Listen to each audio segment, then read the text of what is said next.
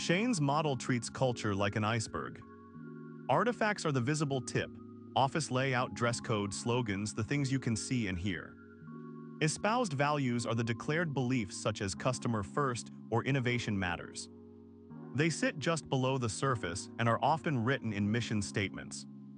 Basic assumptions are the deep-seated unconscious beliefs that guide behavior, like the belief that risk is bad or teamwork always wins. In an exam, you may be asked to classify a given example, for example, open plan office, as an artifact, or to explain why basic assumptions are hardest to change, because they are taken for granted, much like the water below the ice that you cannot see without diving. A typical multiple-choice question: which level is most resistant to change? Answer: basic assumptions. The competing values framework, CVF, maps culture on two axes: flexibility versus stability, horizontal, and internal focus versus external focus, vertical. This creates 4 quadrants. Number 1, clan, collaborate, friendly, team-oriented, for example, a family-run bakery.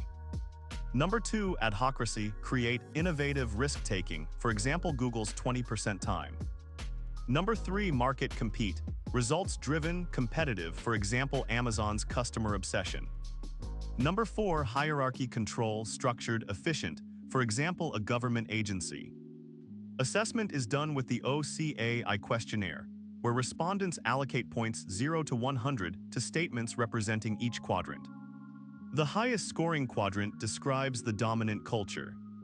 In class, you might be asked to match a real company to its CVF quadrant, or to interpret a sample OCAI result table. Quantitative culture measurement starts with the OCAI scoring. Each of the 6 dimensions, for example, dominant characteristics, has 4 statements, 1 per CVF quadrant.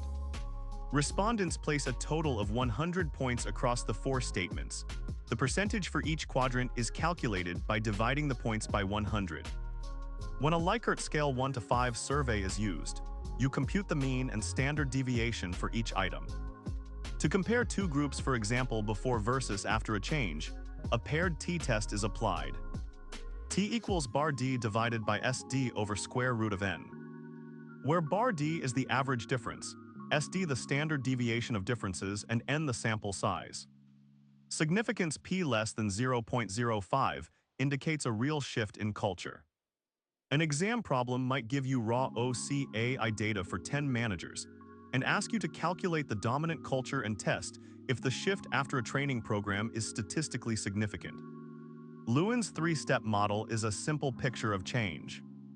1. Unfreeze, break down the existing mindset. Think of warming a frozen lake so it can be reshaped.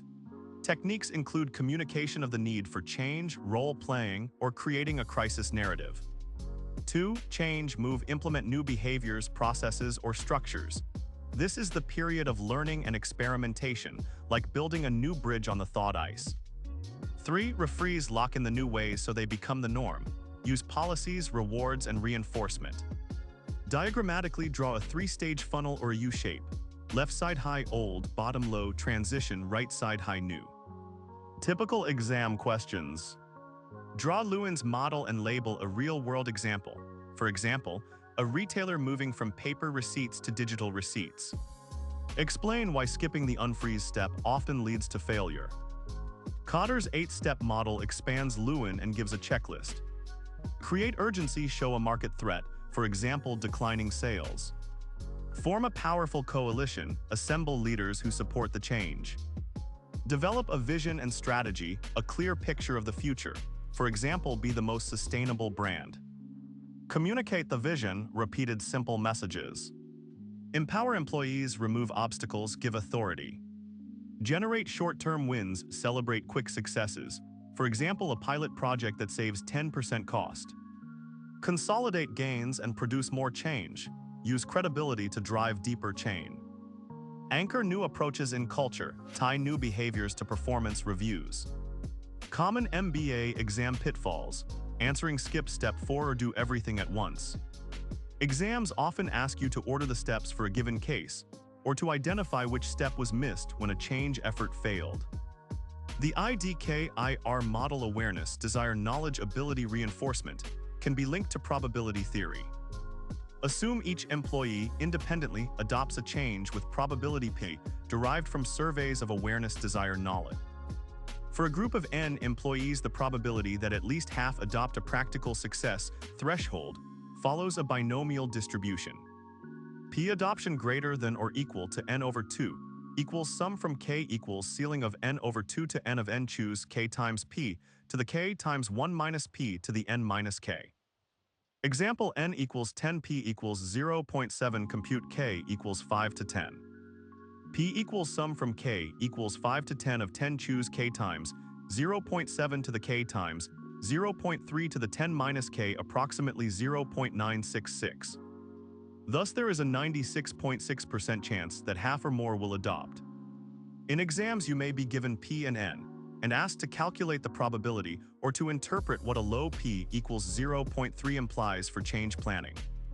Game theory treats resistance as a strategic interaction. Imagine two players, management M and employee E. Each can support S or resist R the change. Payoffs and utility points might be: if both support, M equals 3, E equals 2, smooth implementation, good outcomes. If M supports and E resists, M equals 0, E equals 1, delay, some loss for employee. If M resists, forces change, and E supports, M equals 1, E equals 0, forced compliance, low morale. If both resist, M equals 1, E equals 1, stalemate.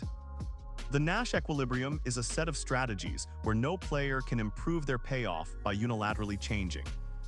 In this matrix, support gives higher payoffs for both, but if trust is low, the equilibrium may shift to resist.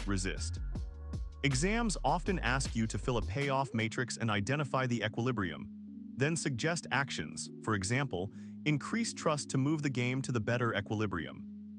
ROI for a change project is calculated as ROI equals net benefits divided by total cost times 100%. Net benefits equals present value of all benefits minus total cost. Use discounted cash flow, DCF, to find present values. PV equals the sum from T equals 1 to T of B sub T divided by open parenthesis 1 plus R close parenthesis to the T. B sub T is the benefit in year T and R is the discount rate. Sample problem: a firm invests $500,000 in a new ERP system. Expected annual savings are $200,000 for 4 years. Discount rate equals 8%. Compute present value of savings. PV equals $200,000 divided by 1.08 plus $200,000 divided by open parenthesis 1.08 squared close parenthesis plus $200,000 divided by open parenthesis 1.08 cubed close parenthesis plus $200,000 divided by open parenthesis 1.08 to the fourth power close parenthesis. Approximately 185,185 plus 171,459 plus 158,648 plus 146,703 equals approximately $662,000. Net benefit equals $662,000 minus $500,000 equals $162,000. ROI equals $162,000 divided by $500,000 times 100% equals 32.4%. An exam might ask you to derive the ROI formula, compute net present value, and comment on whether the project is financially attractive. The project is attractive